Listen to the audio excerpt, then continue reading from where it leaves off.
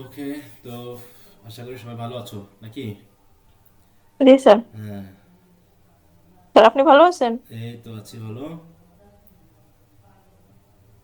তো মোটামুটি আজ তো 8 তারিখ নাকি? 11 তারিখ জি স্যার। বৃহস্পতিবারে জি পরীক্ষা। স্যার। হুম, বৃহস্পতিবারে পরীক্ষা। সবার প্রস্তুতি কেমন বলো? স্যার ড্রামার প্রস্তুতি আলহামদুলিল্লাহ ভালো আছে। আচ্ছা, তো ভালোভাবে মনোযোগ দাও। আজকে ক্লাস বাদ দিয়ে আমরা পরবর্তীতে দরকার হলে আরো কয়েকদিন পরে আবার নিব, ঠিক আছে? জি স্যার। আচ্ছা, জি স্যার। তো আজকে আমরা বায়োগ্রাফি লিটারেচার শেষ যে চ্যাপ্টারটা আছে ওটাকে আমরা একটু শেষ করি যতটুকু সময় লাগে, দিয়ে তোমরা তোমাদের মতো পড়তে থাকো। এর ভিতরে যদি কোনো ড্রামাতে সমস্যা টমস্যা থাকে একটু জানাবা। আচ্ছা, তাহলে ওকে আমরা sir.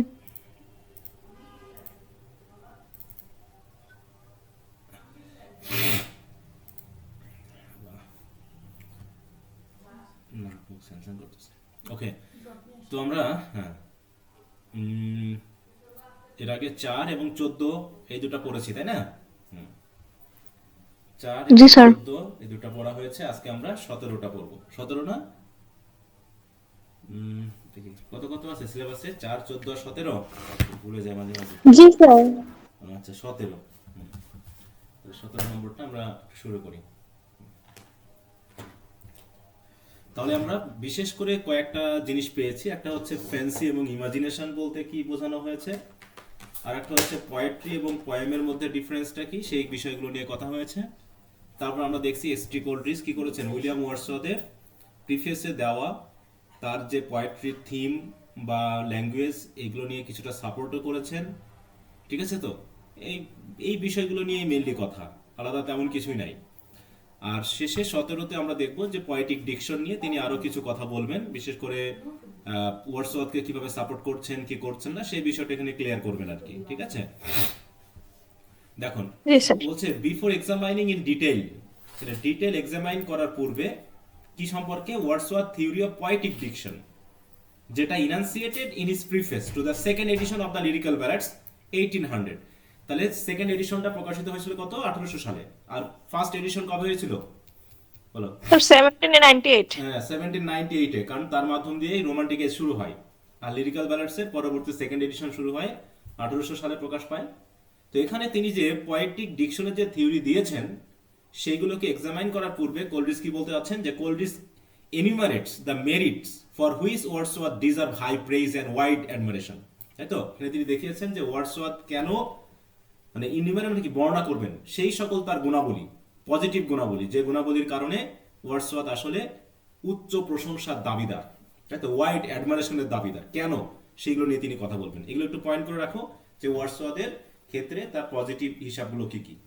First, he deserve praise for having contended for a reformation of the poetic diction. তাহলে প্রথমটা হচ্ছে তিনি পয়েটিক ডিকশনের ভিতরে যে রিফরমেশনটা শুরু করেছেন, হ্যাঁ, একটা নতুন ধারা যে নিয়ে এসেছেন, এর জন্য তিনি প্রশংসার দাবিদার। এইটা। সেকেন্ডলি কি হচ্ছে, he has stress that figures and metaphors were the natural products of genuine and strong passion in the original poet, but they become artificial decoration in course of time when there was no genuine passion in support to them। আমরা জানি যে Wordsworth কিন্তু personification বা মেটাফোরের ব্যবহারটা খুব বেশি করেননি, তাই না? তিনি তার প্রিফেস টু লিরিক্যাল ভার্স এই কথা বলছেন না, যে তিনি পার্সোনিফিকেশন বা জি স্যার। অ্যাবস্ট্রাক্ট যে সকল ফিগার অফ স্পিচ এগুলোকে তিনি ব্যবহার করেননি বেশি। তো এখানে তিনি সেটাকে সাপোর্ট করেছেন, যে ওয়ার্ডসওয়ার্থ নিজেই বলেছেন যে ফিগার অফ স্পিচ বা মেটাফোর এগুলো মোটামুটি অরিজিনাল পয়েন্টদের একটা প্যাশন, যেগুলোকে তারা কবিতার ভিতরে দিয়ে থাকে। কিন্তু যদি জেনুইন প্যাশন ওই পোয়েট্রির ভিতরে না থাকে তাহলে এগুলোকে ব্যবহার করা হয় মানে হবে আর্টিফিশিয়াল একটা ডেকোরেশনের মতো, এগুলো দিয়ে আলটিমেটলি খুব একটা কাজ হবে না। এই জন্য তিনি এইগুলোকে কি করেছেন, বাদ দিয়েছেন যথাসম্ভব। এটাকেও তিনি সাপোর্ট করেছেন। Thirdly, he has explained with great acuteness the way in which the pleasurable confusion of the mind in the reader, produced by new and unusual trains of words and images in the artificial poetic diction of the 18th century, is mistaken for a similar pleasurable state induced by genuine poetry. Then reader fails to distinguish between the false and the true। দেখো বিশাল line, হ্যাঁ। তাহলে 3 নম্বরটা মানে কি, thirdly he has explained with great acuteness. He বলতে কাকে বোঝানো হচ্ছে, ওয়ার্ডসওয়ার্থ, তাই না? ওকে। হ্যাঁ, ওয়ার্ডসওয়ার্থ এক্সপ্লেইন করেছে। এখন কি গ্রেট অ্যাকিউটনেস, অ্যাকিউটনেস মানে কি, একটা তীব্রতা দিয়ে মানে জোরালো ভাবে তিনি উপস্থাপন করেছেন যে the way in which the pleasurable confusion of the mind in the reader. তাহলে pleasurable confusion of the mind in the reader, তাহলে রিডারের যে মন আছে সেই মনে যে প্লেজারেবল কনফিউশন তৈরি হয়, মানে কনফিউশন কিন্তু সেটা আবার প্লেজারেবল, মানে যে কনফিউশনের কারণে প্লেজার বোধ তৈরি হবে, এবং যে প্লেজার বোধটা কি হচ্ছে produce by new and unusual strain of words and images. তার মানে যে কনফিউশনটা তৈরি হচ্ছে কি দ্বারা, new and unusual strain of words and images. Unusual অস্বাভাবিক, নতুন, ট্রেন মানে কি ধারা, ওয়ার্ডস অ্যান্ড ইমেজেস কোথায়, in the artificial poetic diction of the 18th century. তাহলে 18th সেঞ্চুরিতে মানে বিশেষ করে নিও ক্লাসিক্যাল এজে আর্টিফিশিয়াল যে পোয়েটিক ডিকশনে যে ওয়ার্ড বা ইমেজগুলো ব্যবহার করা হয়েছে সেগুলোর কারণে আসলে কবিদের মনে এক ধরনের কনফিউশন তৈরি হয়েছে। সেই কনফিউশনটাকে বলছে is mistaken for a similar pleasurable state induced by genuine poetry and the reader fails to distinguish between the false and the true poetic diction. তার মানে ওয়ার্ডসওয়ার্থ এখানে বলার চেষ্টা করেছেন যে 18th সেঞ্চুরিতে অধিকাংশ পোয়েট যে পোয়েটিক ডিকশনগুলো ইউজ করেছেন সেগুলো হচ্ছে ফলস, এগুলো জেনুইন না। এর ভিতরে যে ওয়ার্ড বা ইমেজ তারা দেওয়ার চেষ্টা করেছে সেগুলো আনইউজুয়াল। এর মাধ্যম দিয়ে কি হচ্ছে পয়েন্ট মানে রিডারদের মনে এক ধরনের কনফিউশন তৈরি হয়েছে। আর আর হচ্ছে রোমান্টিক এজের কবিরা ট্রু পয়েটিক ডিকশন ইউজ করছেন, যেগুলো মানে প্র্যাকটিক্যালি মানুষের সাথে রিলেটেড, কমন পিপলের সাথে রিলেটেড।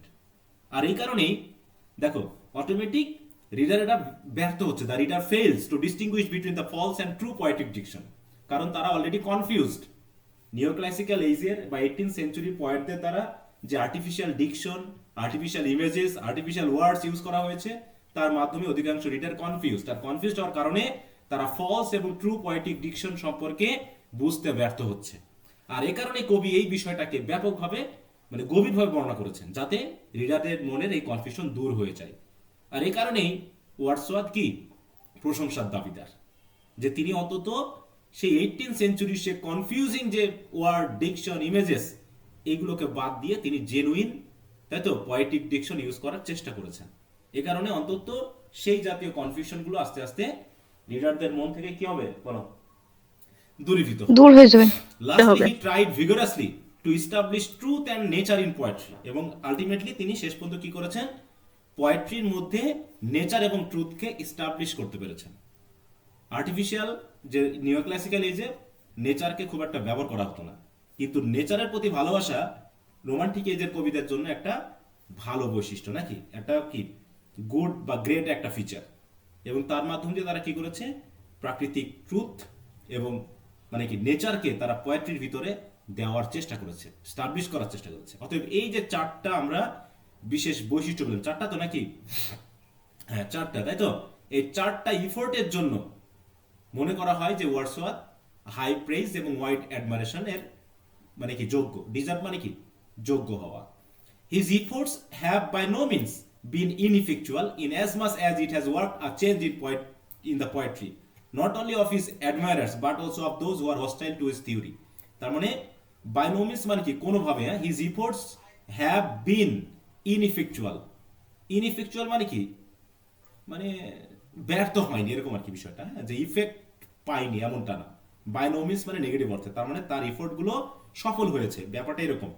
তার ইফোর্ট গুলো সফল হয়েছে কিসের ক্ষেত্রে, in as much as is has worked a change in the poetry, তাই তো, কারণ এই ক্ষেত্রে সফল হয়েছে যে পোয়েট্রির মধ্যে একটা পরিবর্তন আনতে সক্ষম হয়েছে। নট অনলি অফ হিজ অ্যাডমায়ারার্স, শুধু এটা তার যারা হচ্ছে প্রশংসাকারী বা তারা যারা তাকে ভালোবাসে শুধু তাদের জন্যই নয়, বরং যারা তার প্রতি শত্রু ভাবাপন্ন তাদের কাছেও তিনি কিন্তু একটা পরিবর্তনের ধারা পোয়েট্রির ক্ষেত্রে দেখানোর চেষ্টা করেছেন। এবং যারা তার প্রতি শত্রুতা বা হচ্ছে বিরোধী মনোভাব পোষণ করে তারাও অন্তত কবিকে প্রশংসা করবে বলে এস.সি. কোল্ডিস মনে করেন, মানে ওয়ার্ডসওয়ার্থকে প্রশংসা করবে বা অ্যাডমায়ার করবে বলে তিনি মনে করেন। কারণ তিনি আগের অনেক ধারাবাহিক যে আর্টিফিশিয়াল বিষয়গুলোকে বাদ দিয়ে, কনফিউজিং বিষয়গুলোকে বাদ দিয়ে ট্রুথ এবং নেচারকে তার পোয়েট্রির মধ্যে এস্টাবলিশ করার চেষ্টা করেছেন ভিগোরাসলি। ভিগোরাসলি মানে কি বলো, ভিগোরাস মানে কি খুবই জোরালোভাবে নাকি গভীরভাবে তিনি চেষ্টা করেছেন।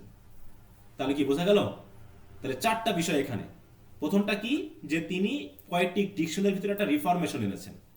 দ্বিতীয়টা হলো কি, যে তিনি ওই যে আর্টিফিশিয়াল যে মেটাফোর, ফিগার অফ স্পিচ, এগুলোকে যথাযথ মানে কি বেশি মাত্রায় ব্যবহার না করে যথাযথ তিনি চেষ্টা করেছেন ওগুলোকে বাদ দিতে, ওগুলোকে বাদ দিয়ে জেনুইন প্যাশনটা পোয়েট্রির ভিতরে অ্যাড করতে। তৃতীয়ত হলো তিনি ওই যে 18th সেঞ্চুরির যে আর্টিফিশিয়াল ওয়ার্ড, ইমেজ বা কনফিউজিং যে ডিকশনগুলো, সেগুলোকে বাদ দিয়ে তিনি কি করেছেন, বরং এমন কিছু জেনুইন, তাই তো, পয়েটিক ডিকশন ইউজ করেছেন, যার মাধ্যম দিয়ে ওই যে রিডারদের মনের যে কনফিউশন, সেগুলো আপাতত দূর হয়েছে বা দূর করার চেষ্টা করেছেন। আর তৃতীয়ত হলো তিনি পোয়েট্রির ভিতরে ট্রুথ এবং নেচারকে প্রতিষ্ঠিত করার জোরালো চেষ্টা করেছেন। এই চারটা জিনিসের জন্য তিনি কি করেন, হাই প্রেইজ এবং ওয়াইড অ্যাডমারেশন ডিজার্ভ করেন বলে মনে করা হয়। কি সবাই বুঝতে পারছো? জি স্যার। আচ্ছা, জি স্যার। তাহলে একটু আমি মিউট রাখি, কারণ একটু আজান শুরু হয়েছে। আজানের পরে আমি আবার শুরু করছি। হ্যাঁ,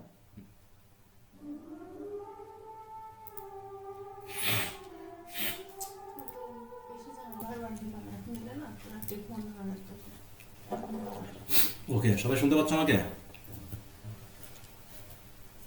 জি স্যার। জি স্যার। আচ্ছা,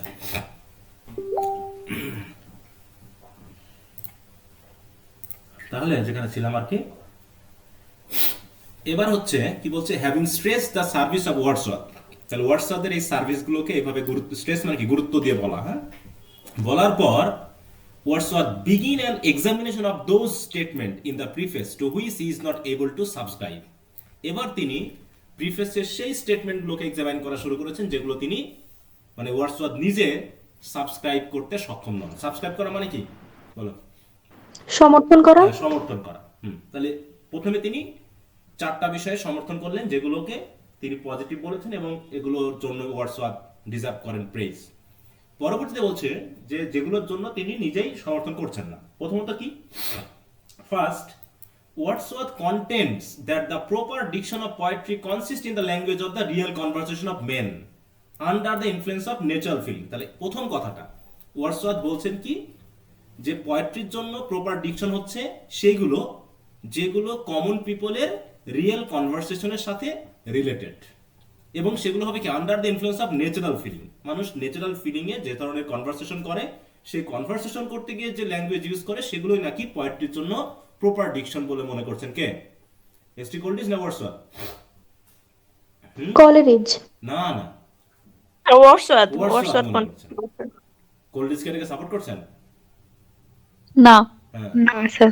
তাই বলছে টু দিস কোল্ডিজ অবজেক্ট, এই কথাতে আপত্তি রয়েছে কোল্ডিজের, and points out that this can be applicable only to certain classes of poetry।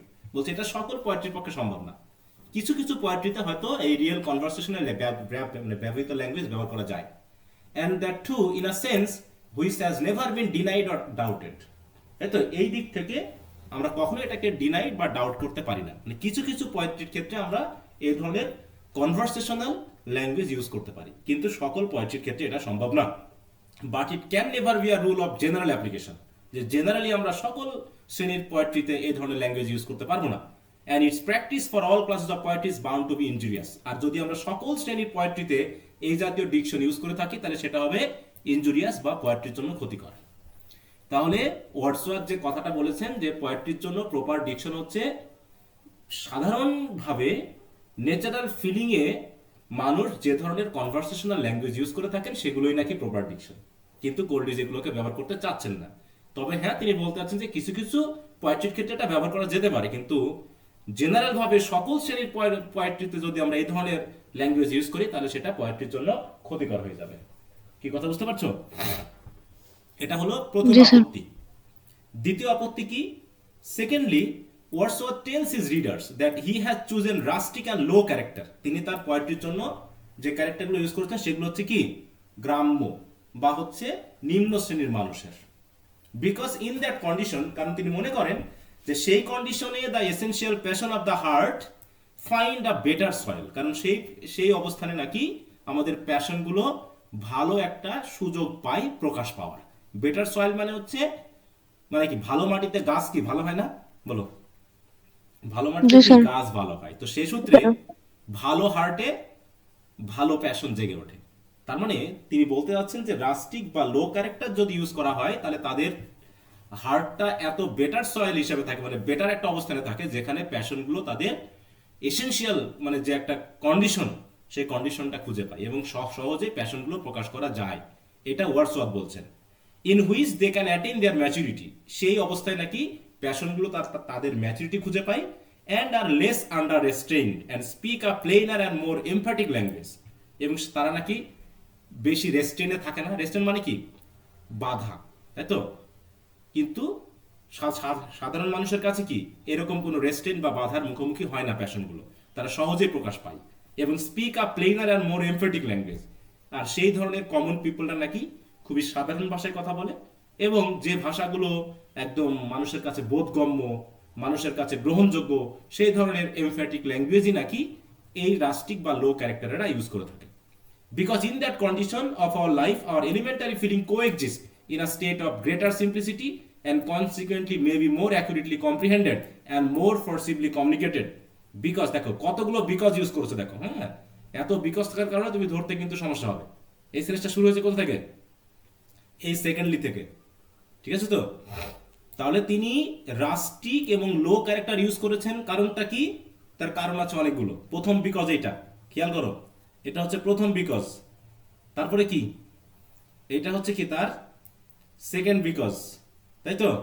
তারপর হচ্ছে কি? এটা হচ্ছে তার থার্ড বিকজ, বুঝতে পারছো? জি স্যার। হ্যাঁ, তারপরে হচ্ছে কি? এটা হচ্ছে তার ফোর্থ বিকজ। দেখো কতগুলো বিকজের কারণে, কতগুলো কারণ থাকার কারণে তিনি আসলে রাস্টিক এবং লো ক্যারেক্টার ইউজ করেছেন। তাহলে এইখান থেকে সেন্টেন্সটা শুরু হয়েছে, এখানে গিয়ে কিন্তু শেষ হয়েছে। তার মানে অনেকগুলো কারণ আছে। তাহলে প্রথম কারণটা হচ্ছে, একটু খেয়াল রাখো, প্রথম কারণটা হচ্ছে যে লো এবং রাস্টিক পিপলদের ক্যারেক্টারের মধ্যে নাকি মানে এসেনশিয়াল প্যাশনগুলো ভালো মতো প্রকাশ পায়। এটা হলো প্রধান প্রধান বিষয়, এবং এখানে কোনো রকম কোনো বাধা থাকে না। মানুষ তার মনের কথাগুলো স্বাভাবিক এবং সাধারণভাবে প্রকাশ করতে পারে। দ্বিতীয়ত হলো ইন দ্যাট কন্ডিশন, মানে ওই রকম অবস্থায় আমাদের এলিমেন্টারি ফিলিংগুলো কি করে? Coexist in a state of greater simplicity and consequently may be more accurately comprehended and more forcibly communicated. কারণ ওই অবস্থানে আমাদের ফিলিংগুলো কোএক্সিস্ট করে। কোএক্সিস্ট করা মানে কি? মানে একসাথে অবস্থান করে। মানে কি? আমি মনে করো আমার মায়ের সাথে, আমি আমার বাবার সাথে কিভাবে কথা বলবো বলো? গ্রামের মানুষগুলো কিভাবে কথা বলে? ওখানে কি আন্তরিকতা একটু বেশি থাকে না বলো তো? বলো। জি স্যার। আর আমি যদি এখন শহরের মানুষ হই, মনে করো আমি আমার বাবাকে তুই বলে ডাকি, আর কেউ একজন তার বাবাকে আপনি বলে ডাকে, কোনটা খুবই কাছের ভাষা বলো? কোনটা খুব কাছের ভাষা বলো? তুই বলে ডাকা। তুই বলে ডাকাটা নাকি, মানে একদম সিম্পল প্লেন ব্যাপার, ঠিক আছে তো? এবং ফিলিং গুলো হচ্ছে এলিমেন্টারি ফিলিং, যেগুলো এমন অবস্থানে থাকে যে সেগুলো হয় সিম্পলিসিটি এবং মোর কম্প্রিহেন্ডিবল। দেখো, হ্যাঁ, বলছে কি? More accurately comprehended and more forcibly communicated, এবং ফোর্সিবলি কমিউনিকেট করা যায়। মানে কি? আত্মার অবস্থানটা কোএক্সিস্ট করে। ওই যে বললাম সন্তান এবং বাবা, তাই তো? তাদের ভিতরে তাদের কমিউনিকেশনটা এত ফোর্সিবলি হয় যে তাদের ভিতরে কি হয়? আন্ডারস্ট্যান্ডিংটা খুবই জোরালো হয়। তার জন্য তিনি বলছেন কি? তিনি শহরের ভাষা নেননি, তিনি নিয়েছেন ওই ধরনের কমন লো ল্যাঙ্গুয়েজ, তাই তো? লো আর পিপলদের মেন্টালিটি, তাদের ভাষা, যে ভাষাতে তারা সিম্পল ভাবে তাদের মানে কি বলবো, বিষয়গুলোকে সহজে কমিউনিকেট করতে পারে। আরেকটা কি? Because the manner of rural life germinate from those elementary feeling and from the necessary character of rural occupations are more easily comprehended and more, দেখো, আর more durable। এবং একটা বিষয় হলো কি? যে the manner of rural life germinate from those elementary feeling। তাহলে ম্যানারটাও germinate মানে কি? সৃষ্টি হয় ওই ধরনের এলিমেন্টারি ফিলিং থেকে। তাহলে রুরাল পিপলদের ম্যানার বা আচরণ কোথা থেকে সৃষ্টি হয়? ওই এলিমেন্টারি ফিলিং থেকে, যে এলিমেন্টারি ফিলিং নিয়ে তারা একজন আরেকজনের সাথে কথা বলছে। And from the necessary character of rural occupation, আর বিশেষ করে তাদের ভাষা কিসের সাথে রিলেটেড বলো? তাদের পেশার সাথে রিলেটেড। রুরাল অকুপেশন গুলো কি কি বলো?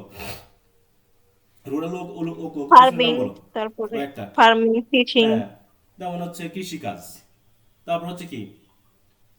স্যার ফিশিং মানে জেলে যারা। হ্যাঁ, মাছ ধরা, তারপর হচ্ছে কি? জমি চাষ করা, তাই না? ধান কাটা, দিন মজুর করা, এগুলো হচ্ছে কি? খুবই রুরাল অকুপেশন। এবং এই অকুপেশনের সাথে রিলেটেড যে ল্যাঙ্গুয়েজ এখান থেকে আমরা প্রকাশ করি সেগুলো সহজেই কেমন হয় are easily comprehensible and are more durable, এবং এটা দীর্ঘস্থায়ী এবং কম্প্রিহেন্ডেড, সহজে বোধগম্য আর কি। মানে এখানে বোধগম্য বলতে ভাষাগত বোধগম্যের ব্যাপারটা আসছে না, ফিলিংগুলোকে প্রকাশ করার ব্যাপারটা আসছে, যে ফিলিংগুলো একজন আর একজনকে কি করতে পারে, সহজে টাচ করতে পারে। এই জন্য কবি ওই শহরের আর্টিফিশিয়াল ফর্মাল ল্যাঙ্গুয়েজকে তিনি ব্যবহার করেননি, তিনি করেছেন ওই জাতীয় লোয়ার, তাই তো, এবং কি কমন ল্যাঙ্গুয়েজ। রাস্টিক, তাই তো, ক্যারেক্টার, যাদের ভিতরে ফিলিংগুলো থাকে খুবই মানে কি বলবো, একদম ন্যাচারাল ফিলিং থাকে। আর একটা কারণ কি, lastly because in that condition the passion of men are incorporated with the beautiful and permanent forms of nature. এবং ওই কন্ডিশনে মানে ওই লো এবং রাস্টিক কন্ডিশনে তাদের ভিতরের প্যাশনগুলো নাকি ইনকর্পোরেটেড হয় কি দিয়ে, with beautiful and permanent forms of nature. তাহলে নেচারের যে সুন্দর এবং দীর্ঘস্থায়ী যে ফর্ম আছে সেই ফর্মের সাথে তাদের প্যাশনগুলো ইনকর্পোরেট হয় বেশি। কেমন ভাবে, যখন একজন মানুষ সরাসরি কৃষিকাজের সাথে জড়িত তখন কি সে নেচারের সাথে সরাসরি জড়িত না, সে তার ন্যাচারাল মানে কি উপাদানগুলোকে সে কি সন্তানের মতো ভালোবাসে না, বলতো? জি স্যার। একজন কৃষক যে হয়তো ধান লাগিয়েছে, সে ধানগুলোকে কেমন করে যত্ন করে বলো, যেমন নিজের তার সন্তান সন্তানকে যত্ন করে। হ্যাঁ, সে তাদেরকে খাওয়াচ্ছে, সার দিচ্ছে, নিড়ানি দিচ্ছে, একটু গায়ে পুষ্টি কম হলে আবার তাকে সার দিচ্ছে, যত্ন করতেছে। যেম তেম একইভাবে যে যে হচ্ছে মনে করো তোমার পশুপালন করতেছে, হ্যাঁ, গরু পালন করতেছে বা ভেড়া পালন করতেছে, সে তার পশুগুলোকে কত সুন্দরভাবে যত্ন করতেছে। অতএব মানুষের প্যাশনগুলো নেচারের সাথে কেমন জানি ইনকর্পোরেট হয়ে যায়। ঠিক আছে তো, কোন কোন এটাতে কোন অবস্থানে সম্ভব? একজন শিক্ষিত হয়ে শহরে বাস করা মানুষের পক্ষে কি এটা সম্ভব, বলো? না স্যার, রাস্টিক লাইফের সাথে আমরা রাস্টিক এবং লোয়ার। অতএব এ কারণে নেচারের সাথে যেহেতু তারা সরাসরি রিলেটেড, এই কারণে তাদের প্যাশন গুলো নেচারের সাথে কি হয়, ইনকর্পোরেট হয়ে যায়। আর যখন ওই ওই প্যাশন নিয়ে যখন আমি বা ওই ডিকশন নিয়ে যখন আমি কবিতা লিখবো, তখন অটোমেটিক পোয়েট্রি গুলো কেমন হবে, মানুষের কাছে সহজেই বোধগম্য হবে হবে। কবি মনে করেন। কিন্তু এইগুলোর প্রতি কবির কি বলো, স্যার কোয়ালিটিজের দ্বিমত আছে। হ্যাঁ, তাহলে এইটুকু হলো ওয়ার্ডসওয়ার্থের কথা, এত বড় কথা হচ্ছে ওয়ার্ডসওয়ার্থের। এবার এই কথা সম্পর্কে কোলরিজ কি বলছেন দেখেন। এবার Coleridge criticises Wordsworth position on two important counts. তাহলে এই বিষয়ে তিনি দুইটা গুরুত্বপূর্ণ বিষয় নিয়ে কি করেছেন, ক্রিটিসাইজ করেছেন। ইন দ্য ফার্স্ট প্লেস, প্রথমত তিনি বলতে চেয়েছেন, a study of the poem in the collection shows that the characters in the best poems are by no means taken from the lower rustic life in the common acceptance of these words. অতএব কবি যেভাবে বলেছেন Wordsworth, সেরকম ভাবে যদি বিবেচনা করতে যায় তাহলে হবে না। কারণ কি, কারণ কখনোই কোনোভাবেই বলছে কি যে স্টাডি অফ পয়েম, তাহলে পয়েম স্টাডি করে এটা দেখা গেছে যে বেস্ট পয়েম গুলো কোনোভাবেই লো বা রাস্টিক লাইফ থেকে কোনো ওয়ার্ড বা ডিকশন গ্রহণ করতে পারে না। কথা বুঝতে পারছো? তার মানে কি, একদম লো বা রাস্টিক পিপলদের ভাষা বা তাদের ক্যারেক্টার নিয়ে যে কবিতাগুলো লেখা হবে সেগুলো কখনোই কি কবিতা হতে পারে না, বলো? স্যার বেস্ট পয়েম হতে পারে না, বেস্ট পয়েম হতে পারে না। ঠিক আছে তো, কারণ কখনোই বলছে কি যে the character in the best poems are by no means taken. তাহলে বেস্ট পয়েমের ক্যারেক্টারগুলো কখনোই নেওয়া হয় না কোথা থেকে, from low or rustic life in the common acceptance of those words. তাই তো, ওয়ার্ডসওয়ার্থ যেভাবে বলে গেছেন ওইভাবে এত সহজভাবে কেউ রাস্টিক পিপলের ক্যারেক্টার নিবে না। And the feelings and sentiments express by them, এবং ওই রাস্টিক পিপলদের দ্বারা যে ফিলিং বা সেন্টিমেন্ট এক্সপ্রেস করা হয় are not necessarily such as are aroused by the circumstances peculiar to their occupation and abode. তাদের বাসস্থান বা তাদের পেশার সাথে পিকুলিয়ার যে সার্কামস্টেন্সেস সেগুলো থেকে কখনোই পোয়েট্রির সাথে নেসেসারি যে সকল ফিলিং বা সেন্টিমেন্ট সেগুলো সবসময় কিন্তু অ্যারাউজড হয় না বা সৃষ্টি হয় না, বরং they sprang from the general causes which will produce identical feeling in every state of life whether in town or country. তার মানে কি, মানুষের মনের যে ফিলিংগুলো সেগুলো কখনোই অকুপেশন বা অ্যাবোর্ড দ্বারা প্রভাবিত হয় না। যেগুলো খুবই এলিমেন্টারি ফিলিং সেগুলো অটোমেটিক এমনিতেই মানুষের মনে সৃষ্টি হয়, জেনারেল যে কোনো কজ পাইলে সৃষ্টি হয়, সেটা শহরে হোক আর গ্রামে হোক। কিন্তু ওয়ার্ডসওয়ার্থ এটাকে একদম কি করে ফেলেছেন, পার্টিকুলার করে ফেলেছেন, যে একদম এলিমেন্টারি ফিলিংগুলো শুধুমাত্র যেন ওই গ্রামের মানুষ থেকেই পাওয়া যায়, শহরের মানুষ থেকে যেন পাওয়া যায় না। তাহলে শহরের সন্তানরা কি তাদের বাবাকে ভালোবাসে না? বলো। হুম, বাপে স্যার বাসে। বাসে। তাহলে যদি এরকমটাই হয়, ওয়ার্ডসওয়ার্থের কথা মতো গেলে, তাহলে তোমার জন্য শুধু গ্রামের ছেলেমেয়েরা তাদের সন্তানদের মানে কি বাবা মাকে ভালোবাসে, শহরেরা যেন ভালোবাসে না। হুম,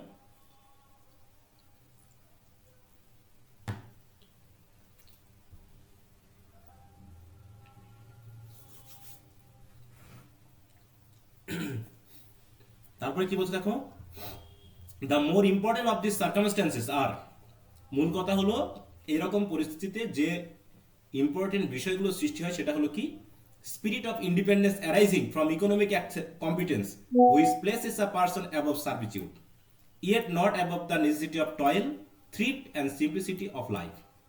ওয়ার্ডসওয়ার্থ কোল্ডিজের মতে যে মানুষের সত্যিকারের স্পিরিচুয়াল যে ইন্ডিপেন্ডেন্স, এটা আসলে সৃষ্টি হয় ইকোনমিক কম্পিটেন্স থেকে। ঠিক আছে, তো কোনো সার্ভিস সার্ভিস দেওয়া মানুষের কাছ থেকে না। ঠিক আছে, তো মানে কি বলতে যাচ্ছে, যার মধ্যে অর্থনৈতিক স্বাধীনতা আছে, দক্ষতা আছে, বা যথেষ্ট পরিমাণে অর্থনৈতিক কি হচ্ছে মানে কি সচ্ছলতা আছে, তার ভিতর থেকেই কেমন হয় বলো, স্পিরিট অফ ইন্ডিপেন্ডেন্স সৃষ্টি হয়। ঠিক আছে, তো এটা শুধুমাত্র যে ওই তাদের পেশা, তাদের কৃষিকাজ, তাদের ভিতরে যে পরিশ্রম, এখান থেকেই যে সৃষ্টি হয় তা কিন্তু না। আরেকটা হলো religious education which makes a man well conversant with the Bible and the liturgy. আর রিলিজিয়াস এডুকেশনগুলো সবসময় যে নৈতিক বা মোরাল শিক্ষাগুলো সে যে শুধু নেচারের কাছ থেকে পাওয়া যায় তা না, এগুলোকে বাইবেল বা এই জাতীয় ধর্মীয় বই থেকেও কি পাওয়া যায়। এবং যে ম্যানটা বা যে যে মানুষটা বাইবেল বা হচ্ছে বিবলিক্যাল থিওরির সাথে অধিক মাত্রায় কনভার্সেন্ট বা দক্ষ, সেও রিলিজিয়াস এডুকেশন ভালো জানে। একজন নেচারের সাথে থাকলেই যে শুধু সে নৈতিক বা মোরাল শিক্ষাগুলো পাবে তা না, যে ধর্মীয় শিক্ষা জানে তার ভিতরেও কি নৈতিক বা মোরাল শিক্ষা আছে, আছে কিনা বলো। আসে। জি স্যার। তো এই জন্য ওয়ার্ডসওয়ার্থ যা বলেছেন তা তিনি গ্রহণ করতে পারেননি। এছাড়াও human soul can not flourish and mature in rustic life, বলছে রাস্টিক লাইফে কখনোই হিউম্যান সোল সরাসরি ফ্লারিশ বা ম্যাচিওর হতে পারে না, unless it is provided with this advantages, যদি এরকম কোনো অ্যাডভান্টেজ না দেওয়া হয়, শিক্ষা দীক্ষার ব্যাপারটা। Where life is destitute of education and original sensibility, তাহলে যেখানে জীবন কোনো শিক্ষা পাচ্ছে না, অরিজিনাল সেন্সিবিলিটি পাচ্ছে না, সেখানে অবশ্যই the mind is sure to shrink and harden, সেখানে মন অবশ্যই সংকুচিত হয়ে যায় এবং শক্ত হয়ে যায়। And man to become selfish, sensual, gross and hard hearted, এবং সে অরিজিনাল সেন্সিবিলিটি এবং এডুকেশন যদি একজনের না থাকে, তাহলে সে হয়ে যায় সেলফিশ, সে হয়ে যায় সেন্সুয়াল, সে হয়ে যায় গ্রস, এবং সে হয়ে যায় হার্ড হার্টেড। অতএব গ্রামের মানুষগুলো হোক আর শহরের মানুষগুলো হোক, তাদের ভিতরে যদি অরিজিনাল সেন্সিবিলিটি বা অরিজিনাল এডুকেশন না থাকে, তাহলে সে গ্রামের হোক আর মানে শহরের হোক না কেন, তাদের ওপেন মাইন্ডেডনেস সৃষ্টি হবে না, বা তারা ওই যে স্পিরিট অফ ইন্ডিপেন্ডেন্স তাদের ভিতরে সৃষ্টি হবে না। তার মানে এটা শুধু নেচারের সান্নিধ্যে থাকলেই যে সে সেলফিশ হবে না, সে সেন্সুয়াল হবে না, ব্যাপারটা এরকম না। ঠিক আছে, তো সেলফিশনেস একটা কমন মানে বৈশিষ্ট্য। গ্রামের মানুষ কি সেলফিশ না বলো? হুম, জি স্যার। হ্যাঁ আসে। হ্যাঁ, জমির আইল নিয়ে মারামারি হয় না বলো? জি জি স্যার। স্যার। হ্যাঁ, তারপর জি একটা স্যার। মুরগির জন্য কি মারামারি হয় না, যে তোর মুরগি আমার বাড়িতে আসছে কেন, হয় কি না? হয় স্যার। হ্যাঁ, শহরের মানুষও একই, ওই তো ওরা ওই জমি জায়গা টাকা টাকা পয়সা নিয়ে মারামারি করে। ওই গ্রামের মানুষও একই, তারাও দেখবা যে ওই বেগুনের ভিতরে ঠিকই বিষ মিশাচ্ছে, মিশাচ্ছে কিনা বলো? হুম, তারপরে কি সার স্যার। দিয়ে, বীজ দিয়ে, তারপর হচ্ছে ওষুধ দিয়ে কি গরু পালন করতেছে না কৃষকেরা, করে না? স্যার। জি স্যার। তারপর হচ্ছে তোমার সরিষার ভিতরে, মুসুরির ভিতরে কি ইয়া দেয় না, হচ্ছে ওই যে তোমার আকরিক বা এই জাতীয় কিছু কি জানো বলে? ঝিল। হুম, জি স্যার, ভেজাল দেয়। ভেজাল মেশায় না। অতএব সবার ভিতরেই আছে। মূল কথা হলো সে নেচারের সান্নিধ্যে থাকুক আর না থাকুক, তার ভিতরে যদি অরিজিনাল শিক্ষা থাকে, মানে রিলিজিয়াস এডুকেশন থাকে, তাহলে সে শহর হোক আর গ্রাম হোক, তার মনের ভিতরে ওপেননেস বা হচ্ছে সেন্সিবিলিটি অটোমেটিক কাজ করবে। Under such circumstances, the universe of nature, the mighty world of eye and ear becomes as useless as beautiful picture to the blind and sweet music to the deaf. অতএব যদি কারোর ভিতরে প্রকৃত শিক্ষা না থাকে, তাহলে প্রকৃতি যতই সুন্দর হোক না কেন, মিউজিক যতই সুন্দর হোক না কেন, অন্ধ মানুষের কাছে বিউটিফুল পিকচার যেমন, আর বধিরের কাছে, কালা ব্যক্তির কাছে সুইট মিউজিক যেমন, ওই নেচারের সৌন্দর্যও তেমনি অশিক্ষিত মানুষের কাছে কি সুন্দর বলে মনে হবে না। ঠিক আছে? তো এইভাবে মোটামুটি ওয়ার্ডসওয়ার্থকে বাস দিয়েছেন। কে বাস দিল এইভাবে বলো? কোলরিস। হুম।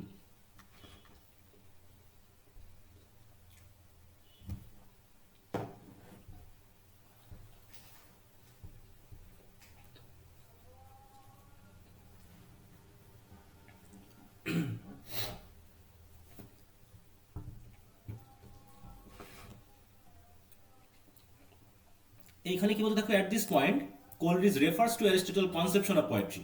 অতএব এখানে কোলরিজ অ্যারিস্টটল পোয়েট্রি সম্পর্কে যে ধারণা দিয়ে গেছেন সেটাকে তিনি এখানে রেফার করছেন অ্যাজ এসেনশিয়ালি আইডিয়াল, যেটাকে আইডিয়াল বলে ধরছেন। কারণ কি?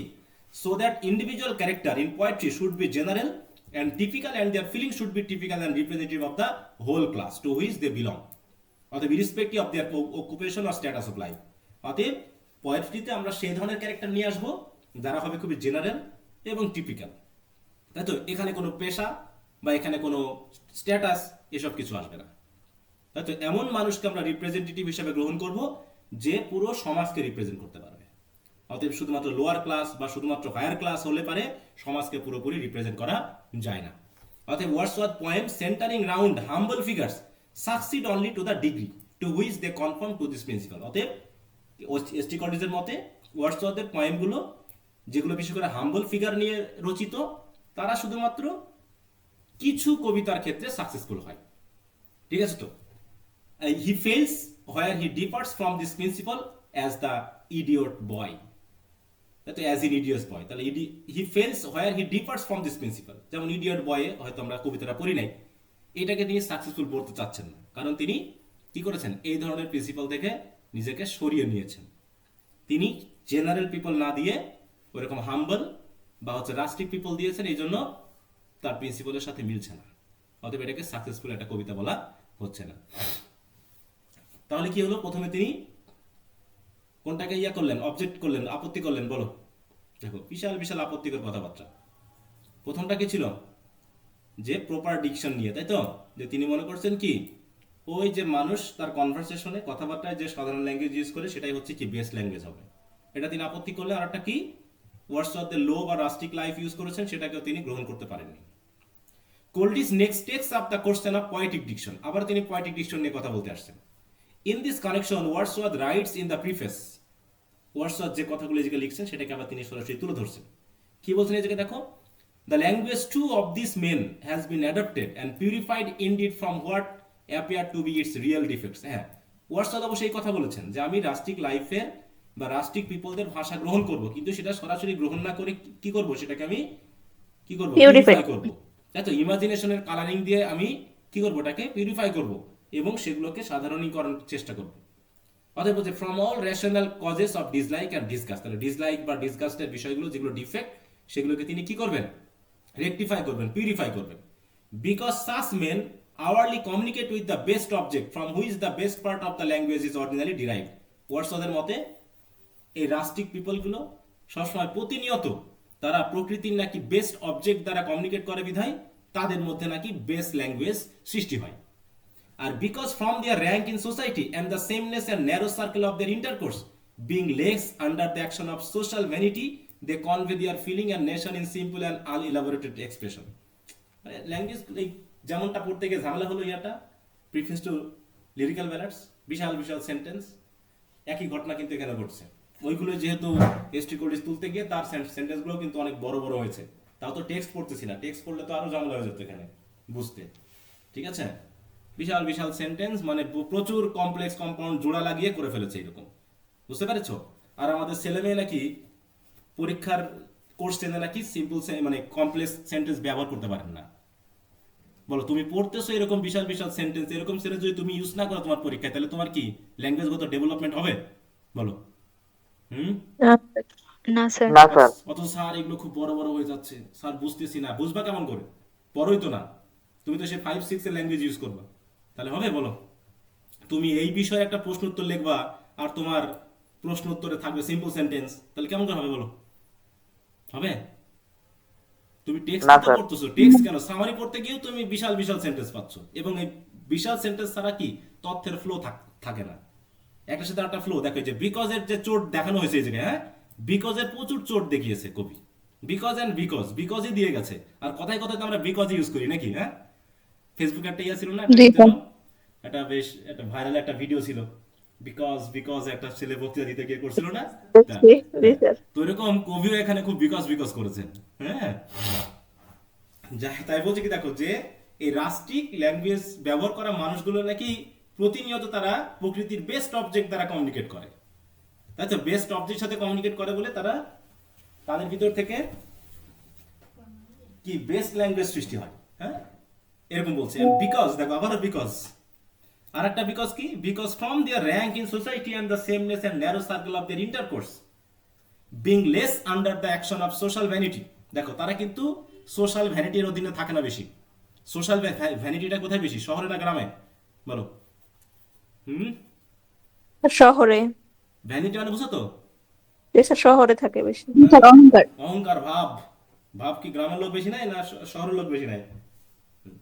শহরে স্যার। শহর। হ্যাঁ, শহরের লোক বেশি নাই। এই জন্য বলছে শহরের লোক। Being less under the action of social vanity, তাদের ভিতরে সোশ্যাল ভ্যানিটি নেই, তাদের সামাজিক সার্কেলটাও ছোট, এবং তাদের সামাজিক ইন্টারকোর্স গুলো হচ্ছে সেমনেস মানে একই ধরনের। এ কারণেই they convey their feelings and notion in simple and unelaborated passion. একটা গ্রামের কথাই ভাবো, গ্রামে কি মানুষ কি একজন মানুষকে কি আরেকজন মানুষ চেনে না বলো তো? জি স্যার। একদম চিনে, তাই না?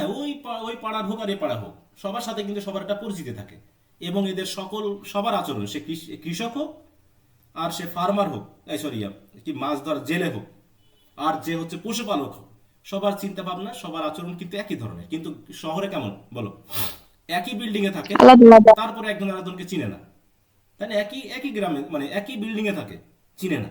আবার একজন হচ্ছে তো জাজ, আর একজন ব্যাংকার, আর একজন টিচার, আর একজন ডাক্তার, এক একজনের ভাব এক এক ধরনের, সবার আচরণ একরকম না। কিন্তু গ্রামে যেহেতু তাদের ভিতরে সোশ্যাল ভ্যানিটি নেই, এবং তারা একই ধরনের ইন্টারকোর্স করে, মানে একই ধরনের কথাবার্তা, আচার আচরণ, ভাব চক্কর, তার একই ধরনের খাওয়া দাওয়া, একই ধরনের পেশাভিত্তিক বিষয়, পোশাক আশাকের সবই ধরনের একই রকম। এই জন্য they convey their feeling and notion in simple and unelaborated expression. কিন্তু শহরে ভাব নিয়ে কথা বলি আমরা, হ্যাঁ, মনের চাপা কথাগুলোকে রেখে দিয়ে জাস্ট ফর্মাল কিছু কথাবার্তা বলি আমরা, কিন্তু আন্তরিক হতে পারি না যতটুকু গ্রামের মানুষ যে আন্তরিকতা দেখায়। এটা ওয়ার্ডসওয়ার্থ মনে করছেন। এই কথার সাথে কোল্ডিস কি বলছেন? Coleridge replies that first the language of the rustic purified from its defects and grossness will not differ materially from the language of any other man of common sense however learn or defined he may be except for the paucity and uncorrectness of this idea express by the rustic. আরে বিশাল বিশাল sentence, বুঝতে পেরেছো? এই ক্ষেত্রে আপত্তি হলো যে আপনি ঠিক আছে, কোল্ডিস বলতেছেন যে আপনি গ্রামের ভাষা নিচ্ছেন, সেটাকে আবার পিউরিফাই করছেন। পিউরিফাই করলে কি আর শহরের আর গ্রামের ভাষার মধ্যে কি কোনো পার্থক্য থাকলো বলো? না স্যার। না স্যার, অথেন্টিসিটি থাকবে না। তাহলে তো আবার রিমাইন্ড হয়ে গেল, তাহলে আর কি দাঁড়ালো? তাহলে তো কোনো পার্থক্য হলো না। এই জন্য বলছে দেখো, হ্যাঁ, যে language of the rustic purified from its defects and grossness. যদি আমি রাস্টিক পিপলের ভাষাকে পিউরিফাই করি বা তার গ্রসনেস গুলোকে যদি আমি পিউরিফাই করি, তাহলে তো ডিফার করবে না, will not differ materially from the language of any other man of common sense. Say learned হোক আর রিফাইন্ড হোক, তাই তো? রিফাইন্ড বা লার্নেড মানুষের ভাষা থেকে তো এই ভাষার কোনো পার্থক্য থাকবে না, তাই তো? Except for the paucity and uncorrectness of the ideas express by the rustic. শুধুমাত্র তাদের আইডিয়াগুলো ল্যাঙ্গুয়েজের ভিতর থাকে, কিন্তু ল্যাঙ্গুয়েজটা একই হয়ে গেল, তাহলে আর পার্থক্য থাকলো কি? এছাড়াও the experience of the rustic is limited. আর রাস্টিক পিপলদের এক্সপিরিয়েন্স তো লিমিটেড, ওই গ্রামের মধ্যে যতটুকু ততটুকু। এখান থেকে তো তুমি তো ভিন্ন ভিন্ন কিছু বিষয়কে আনতে পারবে না। The fact at his disposal are scanty. সে তার যে এক্সপিরিয়েন্স সেটা তো খুবই সীমিত। So he can not think logically and consecutively. তার ভিতরে তো লজিক্যাল চিন্তা ভাবনা করা বা ধারাবাহিক চিন্তা করার ক্ষমতা তো খুব কম। তাহলে তাদের বিষয়ে আমরা তো বেশি কিছু পাবো না। He fails to connect with fact. এবং গ্রামের মানুষ তার ফ্যাক্টগুলোকে ঠিকমতো বুঝতে পারে না।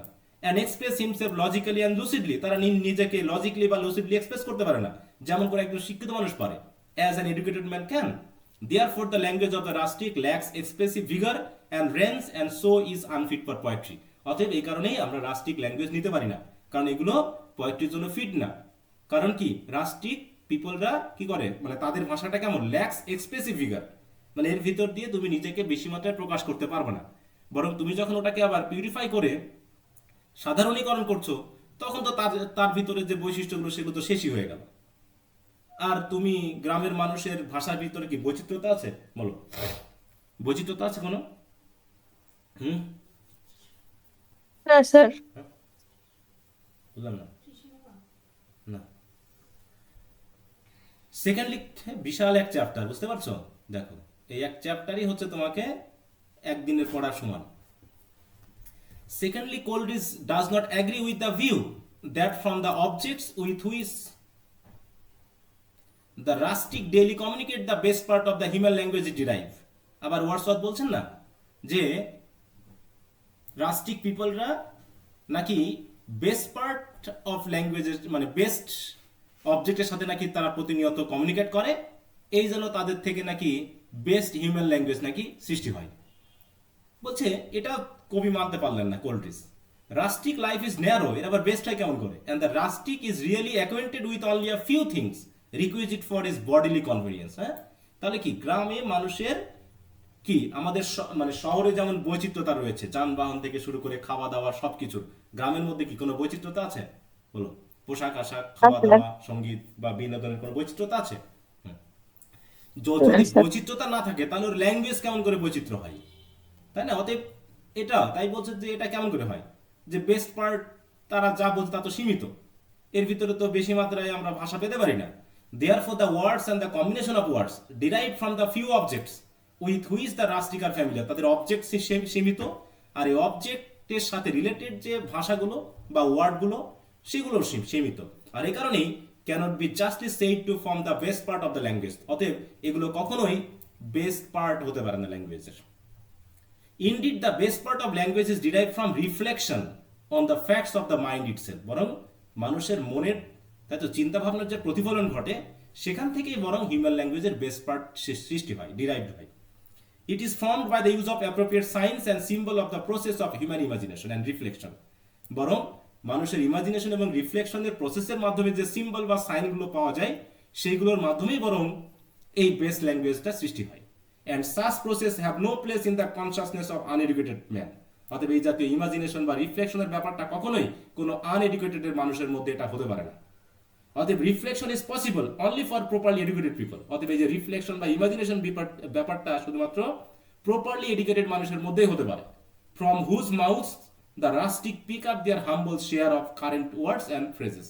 একজন শিক্ষিত মানুষের কাছ থেকে হয়তো রাস্টিকেরা কিছু কিছু হয়তো কারেন্ট ওয়ার্ড বা ফ্রেজ তারা শেয়ার করে নিতে পারে, তারা শিখতে পারে, কিন্তু তারা কখনোই তাদের ভাষা কখনোই উচ্চ মার্গীয় হতে পারে না। In this diffusion of word from higher to lower spheres of society is a major role played by preacher and religious instructor. আর এই যে হাই সোসাইটি থেকে লো সোসাইটির মধ্যে যে ভাষাগত যে একটা ডিফিউশন ঘটতেছে, তাই তো একটা যে মিশ্রণ ঘটতেছে, এই মিশ্রণটা প্রধানত ঘটে থাকে কাদের ভিতর থেকে? যারা ধর্মীয় প্রিচার থাকে বা ধর্মীয় ইনস্ট্রাক্টর থাকে তাদের কাছ থেকে। ঠিক আছে তো, কারণ তারা ওই ধর্ম প্রচার করার জন্য একদম গ্রামীয় লেভেলে চলে যায়, তারা শহর থেকে শিক্ষা অর্জন করেছে এবং গ্রামে যাচ্ছে, সেখানে গিয়ে তাদেরকে শিক্ষা দিচ্ছে এবং গ্রামের মানুষ ওই শহরের মানুষের কিছু কিছু ওয়ার্ড বা ফ্রেজ তারা গ্রহণ করছে। ঠিক আছে তো, অতএব going to the church and listening to the Bible has done must to give currency to particular words and phrases which have always become a part of rustic speech. অতএব ওই যে বাইবেল থেকে বা কোরআন থেকে বা এই জাতীয় ধর্মীয় যে সকল তাই তো যে স্ক্রিপচারগুলো আছে সেগুলো প্রচার করার সময় ওখান থেকে কমন পিপলরা কিছু ওয়ার্ড বা ফ্রেজ শিখছে, সেইগুলোই তাদের যা কাছে কারেন্সি হয়েছে। কারেন্সি মানে বুঝো তো, মানে ফ্যামিলিয়ার হয়ে যায়, এবং সেগুলোই তারা করে কি তাদের ভাষার ভিতরে ইউজ করে থাকে। তাহলে ইউজ করলে তখন তাদের ভাষা কি আরো বেশি পিউরিফাই হচ্ছে নাকি আরো বেশি মিশ্রণ ঘটে একটা অদ্ভুত রকমের হয়ে যাচ্ছে গ্রামের ভাষা বলো? অদ্ভুত রকম হ্যাঁ, কেমন বিশেষ করে খেয়াল করো যে কোনো একটা গ্রামের ছেলে যদি শহরে গিয়ে পড়াশোনা করে, তাহলে শহরে যখন সে কলেজ করছে ক্লাস করছে তখন সে চলিত ভাষা শিখছে, আর গ্রামে এসে যখন মানুষের সাথে তার গ্রামের মানুষের সাথে বাবা মায়ের সাথে কথা বলছে তখন সে আঞ্চলিক ভাষায় কথা বলছে। এই আঞ্চলিক এবং ওই শহরের ভাষার মিশ্রণে কি একটা অদ্ভুত ভাষা সৃষ্টি হয়ে যাচ্ছে না বলতো? জি স্যার। তখন তারটা কিন্তু পুরোপুরি পিওর থাকছে না, না পিওর চলিত ভাষা না পিওর আঞ্চলিক ভাষা, একটা অদ্ভুত রকমের ভাষা কিন্তু সৃষ্টি হয়ে যাচ্ছে। অতএব the speech of uncivilised tribes which have no such advantage is entirely unfit for expressing moral and religious truth. অতএব যাদের ভিতরে, যারা বিশেষ করে আনসিভিলাইজ, যাদের ভিতরে এখনো শিক্ষা দীক্ষা প্রবেশ করেনি বা ধর্মীয় শিক্ষা প্রবেশ করেনি, তাদের ল্যাঙ্গুয়েজের মধ্যে তো এরকম কোনো ওয়ার্ড বা ফ্রেজ প্রবেশই করেনি, অতএব সেগুলোও মোরাল বা রিলিজিয়াস ট্রুথ মানে এক্সপ্রেস করার ক্ষেত্রে পুরোপুরি আনফিট। তাহলে ওরা তো আরো নেচারের কাছে বসবাস করছে, তারা নেচারের সাথে বসবাস করা সত্ত্বেও তাদের ভাষা কিন্তু উপযুক্ত নয়। কি কথা বুঝতে পেরেছেন? অতএব hence it is wrong to say the best part of language is derived from the objects of nature with which the rustic hourly communicate. অতএব ওয়ার্ডসওয়ার্থের এই কথাটা পুরোপুরি ভুল যে রাস্টিক পিপলরা প্রতিনিয়ত নেচারের যে অবজেক্টগুলোর সাথে বেস্ট পার্ট মানে বেস্ট অবজেক্টের সাথে তারা কমিউনিকেট করে, আর এই কারণে বেস্ট পার্ট অফ ল্যাঙ্গুয়েজ সৃষ্টি হয়। এই কথাটা পুরোপুরি এসটি কোল্ডিজ মানতে পারছেন না। শুধু নেচারের সাথে মিশে বলেই যে তাদের মধ্যে বেস্ট ল্যাঙ্গুয়েজ সৃষ্টি হবে, এটা কোল্ডিজ মানতে রাজি না। কি কথা বুঝতে পারছেন? জি স্যার। কোল্ডিজ অলসো কন্ট্রোভার্স মানে কি? বিপরীত মত দেওয়া। The following statement of Wordsworth কি বিষয়ে? A selection of the real language of men. তিনি রিয়েল ল্যাঙ্গুয়েজ অফ মেন মানে কি? মানুষের রিয়েল ভাষাকে নাকি তিনি সিলেক্ট করেছেন। আর রিয়েল ল্যাঙ্গুয়েজ মানে কি? মানুষ যে ভাষায় সরাসরি কথা বলে, গ্রামের মানুষ বিশেষ করে। বলছে the language of this men in low and rustic life. একই কথা কিন্তু ঘুরে ফিরে। দেখো তো আমরা যে কথাগুলো বলছি একটু ভিন্ন হলো না, একই কথা বলছি এখনো ধরে। বলো। স্যার একই যে রাষ্ট্রিক রুরাল লাইফ বলেছে। ওই ডিকশনও যা ল্যাঙ্গুয়েজ হলো তাই, ওই একই কথা ঘুরিয়ে ফিরিয়ে প্যাচ লাগানো হচ্ছে শুধু, তাছাড়া কিছু না। I propose to myself to imitate and as far as possible to adopt the very language of men. Between language of prose and that of metrical composition there is nor can be any essential difference. তার মতে ওয়ার্ডসওয়ার্থের মতে pros বা মেট্রিক্যাল বা ভার্সের মধ্যে কোনো আসলে তেমন কোনো পার্থক্য নেই। শুধু পার্থক্যটা হচ্ছে কি, যদি আমি রাস্টিক পিপলদের তাই তো রিয়েল ল্যাঙ্গুয়েজকে কমিউনিকেট করতে পারি বা ওইটাকে যদি আমি অ্যাডপ্ট করতে পারি, তাহলে সেখানে একটা ডিফারেন্স তৈরি হবে। অতএব it is against this exclusively that his proposition is directed. অতএব ওয়ার্ডসওয়ার্থ এসটি কোল্ডিজ বলছেন এই যে এক্সক্লুসিভলি তিনি যে কথাটা বলেছেন, এই অপোজিশনটা সেখানে মানে আমি তার বিরোধিতা করছি। কি কারণে বিরোধিতা করছি? In the first place Coleridge object to the ambiguity in the use of word real. Real বলতে তিনি আসলে কি বলতে চাইলেন, এটাই কোল্ডিজের কাছে আসলে বোধগম্য না। Every man's language varies according to the extent of his knowledge. তাহলে নলেজের উপর ভিত্তি করে ল্যাঙ্গুয়েজ ভ্যারি করে। The activity of his faculty and the depth or quickness of his feeling. মানুষের ফিলিং এর ডেপনেস কতটুকু, মানুষের চিন্তা ভাবনার ফ্যাকাল্টি কতটুকু, তার উপর ডিপেন্ড করে আসলে ল্যাঙ্গুয়েজ ভ্যারি করে। Every man's language has first it's individual characteristic. এবং প্রত্যেকটা মানুষের ভাষা কি আলাদা আলাদা। And secondly, the common properties of the class to which he belongs. And thirdly, words and phrases of universal use. তাহলে এখানে তিন ধরনের। প্রথমত ল্যাঙ্গুয়েজ হচ্ছে ইন্ডিভিজুয়াল ক্যারেক্টারিস্টিক আছে, কারণ প্রত্যেকটা ব্যক্তির ভাষা আলাদা আলাদা। দ্বিতীয়ত হলো যে ক্লাসে মানুষ বিলং করে সেই অনুসারে তার ভাষাগুলো ভিন্ন ভিন্ন হয়। যে ব্যাংকার তার এক রকমের ভাষা, যে কৃষক তার এক রকমের ভাষা, যে হচ্ছে গায়ক তার এক রকমের ভাষা। আবার যেগুলো ইউনিভার্সাল ফ্রেজ বা ওয়ার্ড সেগুলো আবার ভিন্ন ভিন্ন হয়, যেগুলো ইউনিভার্সাল, যেগুলো ক্লাস ভিত্তিক চলে না। তাহলে এইভাবে যদি আমরা দেখতে চাই, তাহলে রিয়েল ল্যাঙ্গুয়েজ বলতে আসলে কি বোঝানো হচ্ছে, কবি আসলে কি বলতে যাচ্ছেন, ওয়ার্ডসওয়ার্থ কি বলতে যাচ্ছেন যে রিয়েল ল্যাঙ্গুয়েজ মানেটা কি? So far as Wordsworth's poems are concerned, even the language of his homeliest composition differ from the language of common peasant. বলছে এমনকি তিনি যে পয়েমগুলো লিখছেন বিশেষ করে গ্রামের মানুষদের নিয়ে, সেই কবিতাগুলো পড়লেও দেখা যায় যে কমন পিজেন্ট বা কৃষকের যে ভাষা, সেই ভাষার সাথে কিন্তু তার কবিতার ভাষাগুলো ডিফার করছে। অতএব তিনি সত্যিকার অর্থে রিয়েল ল্যাঙ্গুয়েজ ইউজ করতে পারেননি। অতএব for real therefore we must substitute ordinary and lingua communis. অতএব এখানে তিনি রিয়েল বলতে আসলে খুবই অর্ডিনারি ভাষাকে বুঝিয়েছেন, যেটা সাধারণ মানুষ কি করে তার প্রত্যেক দিনের ঘুম থেকে ওঠার পর ঘুমাতে যাওয়ার আগ পর্যন্ত যেগুলো ইউজ করে থাকেন, যেগুলো বলা হচ্ছে লিঙ্গুয়া কমিউনিস। লিঙ্গুয়া কমিউনিস মানে কি বলো? লিঙ্গুয়া ফ্রাঙ্কা বা লিঙ্গুয়া কমিউনিস মানে হচ্ছে কমন ল্যাঙ্গুয়েজের মানে কমন পিপলের ভাষা। And this is no more to be found in the phraseology of lower rustic life than in that of any other class. ঠিক আছে তো? আর বর্তমানে এরকম অর্ডিনারি বা লিঙ্গুয়া কমিউনিস আর কোথাও খুঁজে পাওয়া যাবে না। Omit the peculiarities of each and the result must be common to all. অতএব যদি আমরা এখন ওই পিকুলিয়ারিটি গুলো যেগুলো পিউরিফাই করতে চাচ্ছেন ওয়ার্ডসওয়ার্থ, এগুলো বাদ দিলে পারে তো অটোমেটিক এটা শহরের ভাষা হয়ে যাচ্ছে। অতএব তখন ভাষাটা সবার কাছে কমন হয়ে যাচ্ছে, তাহলে স্পেশাল থাকলো কেমন করে? অতএব numerous omission and changes are needed in the language of rustic before it can be turn into the language of poetry. অতএব রাস্টিক ল্যাঙ্গুয়েজকে যদি আমরা পোয়েট্রি ল্যাঙ্গুয়েজে রূপান্তর করতে চাই, তাহলে এটা প্রচুর পরিমাণে, নিউমারাস মানে কি অসংখ্য পরিবর্তন দরকার। অসংখ্য বাদ দেওয়া প্রয়োজন। অতএব এই অসংখ্য বাদ বা অমিশন করতে গেলে বা পরিবর্তন করতে গেলে অটোমেটিক সে আর রাস্টিক থাকতেছে না, সে তো রাস্টিকই থাকতেছে না, তাহলে সেটা রিয়েল ল্যাঙ্গুয়েজ কেমন করে হলো? রিয়েল ল্যাঙ্গুয়েজ হতে হলে তাহলে তো গ্রামের মানুষ যা বলে সেটাকে সরাসরি ইউজ করতে হবে। তাহলে তিনি আবার ওটাকে পিউরিফাই করতে যাচ্ছেন, তাহলে পিউরিফাই করলে তো আর রিয়েল থাকলো না, থাকলো বলো? অতএব না। ওয়াটসওয়াদের কথার ভিতরে কি আছে বলো? দ্বিধা আছে, আনক্লিয়ার ব্যাপার রয়েছে, তাই তো? এছাড়া বলছে moreover the language actually spoken by the rustic so highly extolled by Wordsworth varies from one country to another. আবার ওয়ার্ডসওয়ার্থ রাস্টিক পিপলদের ভাষাকে যেভাবে প্রশংসা করেছেন, সেই ভাষা আবার সব সব গ্রামের মানুষের ভাষা রকম কি একই রকম বলো? সব সব না। মানুষের ভাষা কি একই রকম হবে? নিশ্চয়ই হবে না। তাহলে তিনি কোনটাকে গ্রহণ করবেন? And the common language of the rustic, as Dante has rightly stated in his tract on the illustrious vernacular, exists everyone in parts. অর্থাৎ তার মতে যে common language of the rustic exist everywhere in parts, সেটা whole নেই, পুরোপুরি নেই, nowhere as a whole, পুরোপুরি আমরা একটা ল্যাঙ্গুয়েজ পেতে পারি না। Wordsworth later added the phrase in a state of excitement. এই ফ্রেজটা তিনি আবার ইউজ করেছেন, is a state of excitement, মানে মানুষ যখন এক্সাইটেড থাকে তখন তার ভিতরে যে ফিলিং গুলো থাকে, সেই ফিলিং থেকে যে ভাষাটা তৈরি হয় সেইটা নাকি তার মধ্যে বেস্ট ল্যাঙ্গুয়েজ সৃষ্টি হয়। তাহলে মানুষ কি সবসময় কি এক্সাইটেড থাকে বলো?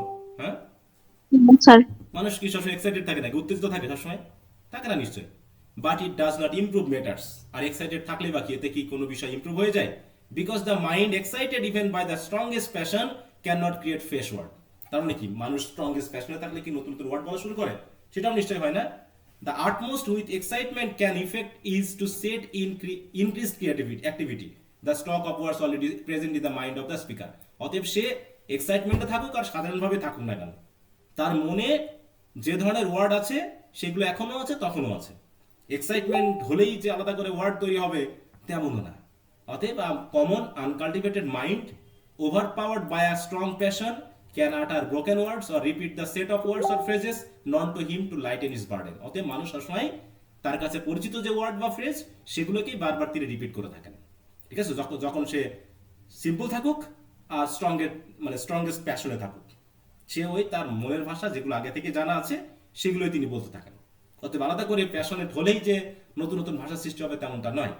And it requires great care on the part of a literary artist to turn such fumblings and strainings of uncultivated mind into a language fit for poetry. অতএব ঠিক অনেকটা এরকম যে তুমি একজন গ্রামের মানুষকে যদি শহরের ম্যানার্স শেখাতে চাও, তুমি কি তাকে গ্রামে বসবাস করে কি শহরের ম্যানার্স শেখাতে পারবা, নাকি তাকে শহরে নিয়ে চলে আসতে হবে? কোনটা?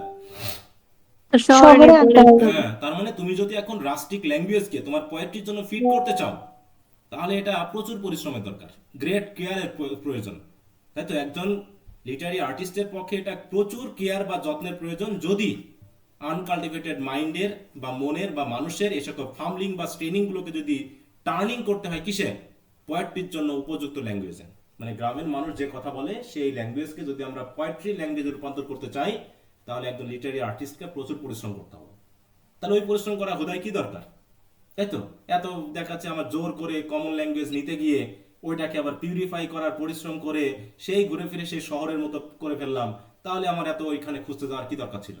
কোনো দরকার ছিল বলো? না স্যার। দরকারই নেই। তাহলে আমার আলটিমেটলি ওই common people, common language, common poetic diction এগুলোর মধ্যে আমার যাওয়ারই দরকার নেই, বা গেলেও বিশেষ বিশেষ পোয়েট্রির জন্য আমি ব্যবহার করতে পারি।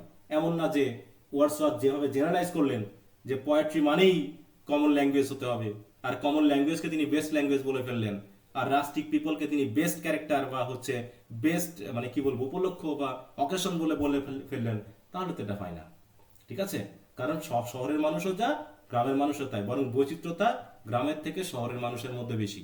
আর পিউরিফিকেশন করার যে পরিশ্রমটা, সেই পরিশ্রম বোধহয় একজন পোয়েটের করতে দেওয়ার কি দরকার? কি বুঝতে পেরেছ? তা জি স্যার। এইভাবে মোটামুটি ওয়ার্ডসওয়ার্থ যে কথাগুলো বলে গেছেন সেগুলোর বিরুদ্ধে একটু আপত্তি প্রকাশ করেছেন। হ্যাঁ, কি বোঝা গেল বলো? জি স্যার। এই মোটামুটি বুঝছি। জি স্যার, বুঝছি। বিশাল একটা চ্যাপ্টার। দেখো এখানে এটা যদি টেক্সটে পড়তো তাহলে আরো অনেক ইয়ে লাগতো, এখানে তাও তো মোটামুটি একটু ইজি বলা যায়। হ্যাঁ, টেক্সট পড়তে গেলে আরো, আর সেন্টেন্স গুলো কি এত সোজা বলো, ছোট ছোট। হুম অনেক বড়। হুম তাহলে এরকম বড় বড় সেন্টেন্স না শিখে তুমি, হ্যাঁ, নোটেও তুমি এরকম ছোট ছোট সেন্টেন্স চাইবা, তাহলে তুমি শিখবাটা কি বলো? তুমি শিখতেছো এক জিনিস আর তুমি বিশ্বাস করতেছো আরেক জিনিস, তাহলে কি হবে বলো? হুম না, হ্যাঁ, তাহলে তোমাকেও তো এই পর্যায়ে উঠতে হবে। এই যে এরকম ভাবে কমপ্লেক্স কম্পাউন্ড সেন্টেন্স তৈরি করে তথ্যের ফ্লো তোমাকে তো দিতে পারতে হবে, তাহলেই না তুমি এদের মতো হবা। তোমাকে এগুলো পড়ানো হচ্ছে কিসের জন্য?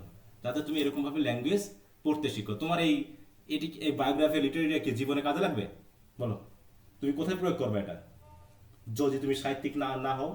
বলো, 4 বছর পর তুমি কোথাও কোথায় না প্রয়োগ স্যার। করবে এটা? ভাতে দিয়ে খাবা, আলু ভর্তা করবা, না মাথায় দিবা, কোনটা? হুম কোনোটাই। তাহলে তাহলে তোমাকে ল্যাঙ্গুয়েজটা শিখতে হবে। আলটিমেটলি তোমার যেটা কাজে লাগছে সেটা হলো ল্যাঙ্গুয়েজ। আর এগুলো উপলক্ষ হিসেবে আমরা পড়তে পড়তে আমাদের ল্যাঙ্গুয়েজগুলোকে আমরা শিখবো বলে মনে করছি, কিন্তু আমরা হুদাই আগেই ভয় পেয়ে যাচ্ছি, হাই রে এ তো কঠিন টেক্সট, এ তো পড়ে বুঝবো না। আরে বুঝবা না যদি, তো তুমি বুঝতে তো তোমাকে পড়তে দিয়ে তোকে গুলো, তুমি যদি তুমি তো বুঝতে না সেটা তো আমিও জানি। কারণ তুমি তোমার এই মানে 20 বছরের বয়সে কোনোদিন তোমার বাপ মা 14 গোষ্ঠীকে ইংলিশ ম্যান না, কারোর সাথে তুমি প্রতিদিন ইংলিশে কথা বলো না। এইচএসসিতে যা পড়েছো তাও তো ফাঁকিবাজি করে আসছো, তাহলে এখানে ইংরেজি শিখতে হলে তোমাকে নিশ্চয়ই এই লেভেলে তো উঠতে হবে নাকি?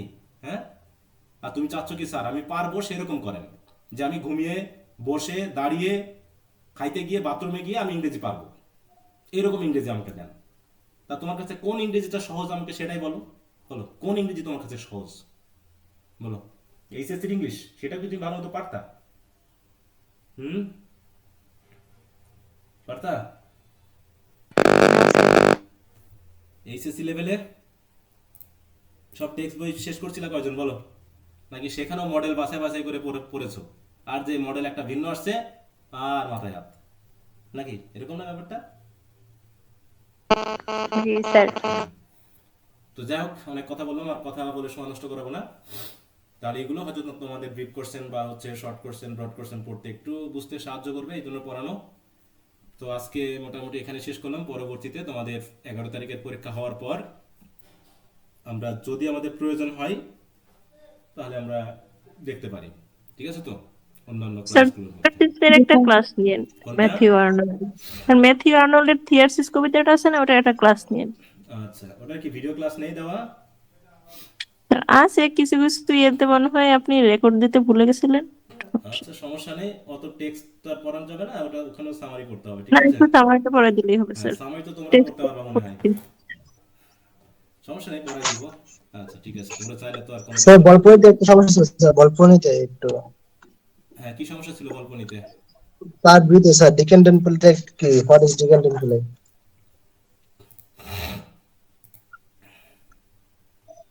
বল্পনি এখন পড়তেছো? আর কদিন পর পরীক্ষা। স্যার পড়ছিলাম আগে, বাট একটু রিভিশন দিতেছি তো এখন, তো এইজন্য একটু রিভিশন দিতেছি এটা আর একটু। ডিকেনেন্ট মানেটা কি বলো, একজন বলো দেখি, ডিকেনেন্ট বলতে কি বোঝানো হয়েছে আসলে? স্যার মানে অধঃপতন, মানে সামাজিক মোরাল নৈতিক হয় নাকি? অধপতন, মোরাল ডিক্লাইন। হ্যাঁ, তাহলে এটাই। তাহলে এখন কি সমস্যা সেটা বলো এবার। একটু চেষ্টা বুঝে দিন ভালো করে স্যার, ওটা ভালো হইতো বুঝতে। মানে কোনটা বোঝাই দিব, পুরোটা পুরো প্রশ্নটা? না স্যার ডিকেন টেম্পলে স্যার এটা মূল বিষয়গুলো কি কি এগুলো স্যার, তুমি তো এটাই হবে। বলেই ফেললা যে ডিকেডেন্টে কি আলোচনা করা হয়েছে। তুমি তো বলেই ফেললা যে ডিকেডেন্ট প্লে হচ্ছে সেই প্লে যে প্লের ভিতরে ওই সময়ে মানুষের যে নৈতিক চরিত্রের অধপতন ঘটেছে সেই বিষয়গুলো আলোচনা করা হয়েছে, এটাই তো। এছাড়া আর কিছু? এখন ওইটাকে নিয়ে বিনিয়ে বড় করা হয়েছে, মূল কথা তো এইটুকুই নাকি? কিভাবে কিভাবে নৈতিক অবক্ষয়গুলো ব্যবহার করছে না এগুলো। হ্যাঁ, তা তুমি গল্পনি পড়নি নাকি? হ্যাঁ পড়েছি স্যার, এখন ক্লিয়ার হয়েছে স্যার, ঠিক আছে সমস্যা নেই। তাহলে তুমি নৈতিক অধপতন বুঝতেছো না কেন? এখানে গল্পনির মধ্যে কোন চরিত্র আছে যে তাদের ভিতরে নৈতিক অধপতন ঘটেনি? দুটা চরিত্রের নাম বলো। সব সব চরিত্র ঘটছে স্যার, সব না না, সব দুটা ক্যারেক্টার চরিত্র গুলোই, তো আছে যাদের শুধুমাত্র ভিতরে নৈতিক অধপতন সিলিয়া ঘটেছে। সিলিয়া সিলিয়া গুনারিও ঘটেনি মনে হয়, হ্যাঁ সিলিয়া এবং গুনারিও হ্যাঁ, আর বাকিগুলো সবারই করছে, সবচেয়ে এই বেশি দুটো করছে কার? বাদে সবারই করছে। সবচেয়ে বেশি ঘটছে কার? সবচেয়ে ভলপুরের। বেশি করছে বলপুনি স্যার, বলপুনি মস্কা। আসলে আলাদা করে বলা যায় মস্কো। না, সবার ভিতরে ঘটছে, তাই তো? সবার ভিতরে ঘটছে না, সবাই মল্ল কম সিং বেশি বলো, করছে। ভল্টার বলো, নাকি? সবার ভিতরে ঘটছে। কার জি, ভিতরে ঘটেনি? হ্যাঁ হ্যাঁ স্যার। একজন তার বউকে দিয়ে আসতেছে বলপুলের কাছে, আর একজন তার ছেলেকে তার সম্পত্তি থেকে বঞ্চিত করতেছে, করছে না? বলো। আবার জি জি স্যার। মস্কা, স্যার। আবার মস্কা যার অধীনে থাকতেছে তাকেই আবার সে লাথি মারতে চাচ্ছে, ল্যাং মারতে যাচ্ছে, চাচ্ছে না? বলো। মস্কা শেষ পর্যন্ত জি বলপুলকেও ল্যাং মারতে চাইছিল, চাইনি? বলো। হুম। হ্যাঁ হ্যাঁ, তাহলে সম্পত্তি সব কেড়ে নিয়ে গেছিল। হ্যাঁ, তাহলে সবগুলোর মধ্যেই এই নৈতিক অধঃপতন ঘটেছে। তা এরকম, দেখো এখানে সেটাই বলছে যে decadent play is a type of, এটা তো প্রথমেই সংজ্ঞাটা দেওয়া আছে, প্রথম লাইনেই ডিকাডেন্ট প্লে সংজ্ঞাটা দেওয়া আছে। তাহলে আর decadent play is a type of theatrical work that explores moral decline, excess and corruption of the values in society and individual. এই কথাটাকে আবার ইনিয়ে বিনিয়ে এত বড় করা হয়েছে কারণ পার্ট বি এর উত্তর। This play typically depicts characters who are driven by hedonistic desire, indulgence in luxury, and a disregard for traditional and moral standard. The term decadent is associated with a cultural movement of the 19th and 20th century, which is focused on artifice, sensuality, and the exploration of taboo subject. Taboo subject মানে কি? যেগুলো খারাপ, evil বা নৈতিক অধঃপতনের বিষয়গুলো। Decadent plays often reflect these qualities by emphasizing the darker, self-indulgence, and morally ambiguous aspects of human nature. ওই একই কথা বলা হলো না ঘুরে ফিরে? বলো। হ্যাঁ এখন স্যার, যেহেতু এক কথার একই বলা সংখ্যা, তো হয়েছে। তুমি আর ব্রিফ কোশ্চেন ছাড়া দিতে পারবে না। এটা হচ্ছে ব্রিফ কোশ্চেন আনসার। যখন তুমি এখন শর্ট কোশ্চেন আনসার করবে তখন তোমাকে তো ফিচারগুলো দিতে হবে। তাহলে এর ভিতরে প্রধান যে ফিচারটা, ডিফাইনিং ফিচারটা হচ্ছে কি? Moral decay. যেখানে ক্যারেক্টারগুলো কেমন করে? Character frequently abandons traditional virtue and engage in unethical and immoral action such as deception, manipulation, indulges in vice, এইগুলোতে। এছাড়া this moral corruption is often depicted not only as a personal failing but also a reflection of broader social decay. এখন কি বর্তমানে এই social decay গুলো ঘটছে না? এখন পাপ কি শুধু মানুষের একার ভিতরে আছে? মানে এখন কি ইন্ডিভিজুয়াল সিন হচ্ছে, নাকি আমরা ম্যাস সিনের ভিতরে অটোমেটিক পড়ে গেছি? বলো তো। ম্যাস সিনের ম্যাথ ভিতরে পড়ে যায় এর না? ভিতর পড়ে যেমন গেছে। তুমি যদি একজন ঘুষখোরকে তুমি তোমার মসজিদের যদি ইয়া বানাও, মনে করো সভাপতি বানাও, তাহলে ওই মসজিদের লোকজন কি অটোমেটিক একজন ঘুষখোরকে সাপোর্ট করছে না? বলো। জি স্যার। হুম? তাহলে ওই মসজিদের সাথে রিলেটেড ওই বিশ্বাসী সবাই কিন্তু ওই ম্যাচ সিনের মধ্যে পড়ে যাচ্ছে অটোমেটিক। তুমি এর বিরুদ্ধে বিরোধিতা করছো না কেন? তুমি এর বিরুদ্ধে কথা বলছো না কেন যে আমি ওখানে যাব না? কারণ ওই মসজিদ আমাকে আর আমার এই আদর্শের বৈশিষ্ট্যে চলে না। একটা মন্দির বা একটা গির্জা হলেই, একটা বিল্ডিং হলেই সেখানে ধর্মকর্ম হবে, এটা কখনোই হয় না। বরং এটা ওই যে ভলপনির মতো কি হচ্ছে, ভলপনির মতো একটা বিল্ডিং হয়ে যাচ্ছে যেখানে সে অটোমেটিক কার পূজা করছে? বলো। গডের, টাকা আল্লাহর। পয়সার গোল্ডের। হ্যাঁ, গোল্ডের পূজা করতেছে। তাহলে ওখানে তো সেই গোল্ডের পূজাই হচ্ছে। তাহলে ওখানকার যে মসজিদের যে হুজুর বা মুয়াজ্জিন বা যারা আছে, তারা তো সভাপতি হিসেবে ওই ইয়াকে মানতো। তারা তো আগে বিরোধিতা করতে পারতো যে আমরা তাহলে এই মসজিদে ইমামতি করবো না, আমি এই মসজিদে নামাজ পড়াবো না, আমি হুজুর হবো না, আমি আমার মতো করে একটা আলাদা করে নিব, কারণ আমি এটা বিরোধিতা করছি, কারণ এই ঘুষখোরকে আমি সাপোর্ট করি না। এই বলার সাহসই তো আমাদের ভিতর নাই, আছে? বলো। না স্যার। তাহলে না আমরা সবাই স্যার। মেনে নিচ্ছি এভাবেই, যেমন করে ভল্টার তার ওয়াইফকে দিয়ে যাচ্ছে, দিচ্ছে না? বলো। জি স্যার। তা এইগুলোই তো, মানে তিনি হয়তো সিম্বলিকলি তুলে ধরেছেন, কিন্তু কথাগুলো তো ওই ওই যে সেন্সুয়ালিটির ব্যাপারটা বোঝানো হয়েছে। সেন্সুয়ালিটি কি? ভলপনি প্রথমে সম্পদ জোগাড় করছিল, যেই অমনি সিলিয়াকে দেখলো তখন কি কি হয়ে গেল? বলো। হুম। সম্পত্তি সব ব্যয় করে সিলিয়াকে হ্যাঁ, সে পাইতে এখন হবে। সিলিয়ার পিছন পিছন ঘোরা শুরু করলো। দেখো সেন্সুয়ালিটিতে রূপান্তর নিল। যার অনেক টাকা পয়সা আছে সে সেন্সুয়াল ফিলিং এ অটোমেটিক দৌড়ে বেড়ায়। তখন প্রথমে খুব সম্পদ চাই, তারপরে নারী চাই, তারপরে নেশা চাই। এই তো এভাবে তো চলছে নাকি? বলো। উচ্চ পর্যায়ের অধিকাংশ মানুষ কি এগুলোতে আক্রান্ত না? হুম? জি স্যার। যাদেরকে আমরা বলি যে খুব সম্পদশালী, তাদের ভিতর দেখবা ওই নেশা আছে, নারী আছে, আর এইরকম টাকা পয়সা সম্পদের লোভ আছে, এছাড়া কিচ্ছু নাই। বুঝতে পেরেছ? আচ্ছা, এই হলো মূল কথাটা এখানে বলা হয়েছে। হ্যাঁ,